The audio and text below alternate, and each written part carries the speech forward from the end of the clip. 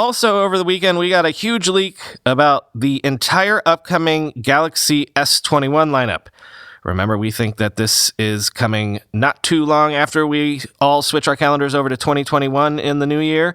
Basically, leakers expect we will see an S21, an S21 Plus, and an S21 Ultra. The Ultra will have a 108 megapixel main camera sensor and 3 times optical and 10 times super optical telephoto sensors, quoting Android Police. Across the board, Samsung will be adding more features to the cameras. All of the cameras will support 4K 60 frames per second recording, which was previously limited to the main sensor. Samsung Super Steady Stabilization will also be getting 60 frames per second recording. The camera will be able to automatically switch between 30 frames per second and 60 frames per second depending on the lighting conditions, just like the Google Pixel.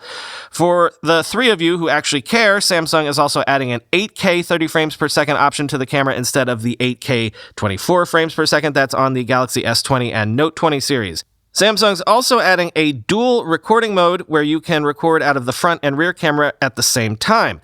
As of now, it appears Samsung will allow you to either have these in one video side by side as picture-in-picture or saved as 2 files. Samsung will also be improving the night mode with more manual controls. Additionally, it will improve the moon mode that's included in One UI 3.0, which will lock onto the moon and use EIS to make sure it's in frame while taking the photo.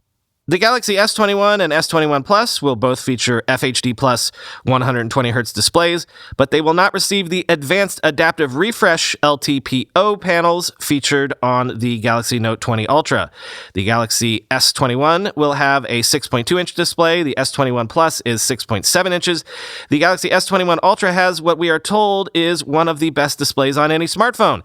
It's a 6.8-inch WQHD Plus LTPO display with an adaptive refresh rate of 1 Hz to 120 Hz.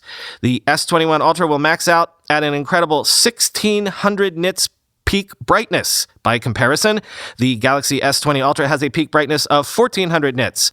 On top of that, Samsung will allegedly be improving the display's contrast ratio to 3 million to 1 as opposed to the 2 million to 1 on the previous generation. Our sources also say the Galaxy S21 Ultra will offer S Pen support. The stylus will not be included in the box. Instead, Samsung is planning to sell cases that will store the S Pen outside the body of the phone. Battery capacities for the phones will largely remain similar to the S20 series. The Galaxy S21 will have a 4,000 milliamp hour battery, while the Galaxy S20 Plus will clock in at 4,800 milliamp hours, 300 milliamp hours more than the current S20 Plus, and the Galaxy S21 Ultra at 5,000 milliamp hours. Our sources couldn't confirm maximum charging speeds quite yet, but all models will support 25-watt fast charging at minimum. Powering the devices will be 2 processors, and as usual, which one you'll get depends on region.